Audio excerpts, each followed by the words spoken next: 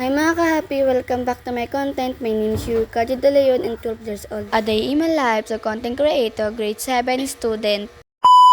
For today's video, papasok nga pa pala ako sa school at pagkagising ko naabutan ko yung mga kasama ko dito sa bahay na tulog pa. Maaga kasi ako nagising ng oras na yan. Wala akong magawa at di rin ako makatulog. At kung ano-ano na lang ang ginagawa ko. Nakita ko nga si Lola sa kusina at nagising na rin. Pero yung iba kong kasama sa bahay ay tulog pa kasi maaga talaga ako nagising. 4:30 nga ako nagigising kasi nga lang nagising ako ng 3:30. Maya-maya nga lang ay maliligo na ako pero bago ako maligo nagsuklay muna ako para di masyado matigas ang buhok ko. Kila Tita Mitch nga pala ako natulog kasi nandiyan si Lola, buntot talaga kami kay Lola. Kape nga sa naiinimin ko kasi nga lang gatas na lang pero okay na yan at least di ako masikmurain. Pagkatapos ko naman uminom ng gatas ay maliligo naman ako. Nakaraan pa nga tong video na to kasi nga lang inedit ko na ngayon kasi sayang naman. Nakakapagod din kayo mag-video tapos hindi mo ipopost. Pagkatapos ko naman magsuklay naglagay naman ako ng oil sa buhok. Minsan lang naman ako naglalagay ng oil. Pag naglalagay nga ako ng oil parang suklay na rin yung mga darili ko. At sinuklay ko ulit. Salamin nga pala ako ng katingin habang nagsuklay ako. Siya na po lagi may ngay sa amin tuwing nag-gabi sa Alberak. Nagpaliba naman ako pagkatapos ko magsuklay. At sinabayan ko na rin pala na pabango. Nag-imadyas ako at nagsapatos na rin. Pagkatapos ko na magsapatos sa alis na pala ako papunta ng school. Mga ilan minuto nga ay nakarating na rin ako sa school. Magulo na nga sa room namin kasi oras na ng recess yan. Nahihiyang ako sa mga kaklase ko mag-video dyan kaya nilagay ko na lang sa ilalim ng table. Nakalimutan ko nga mag-video yung bumili ako sa kantin at yung nag-recess ako. Yun nga pala yung guro namin na sa likod. Ang pangalan ng teacher namin ay Ma'am Lenny. Pagkabi ko naman ay nag-bless ako sa mga nakakatanda sa akin. Kapag umuwi talaga ako ng galing school, si Ruby papasok pa lang. Ako kasi half day, si Ruby naman whole day.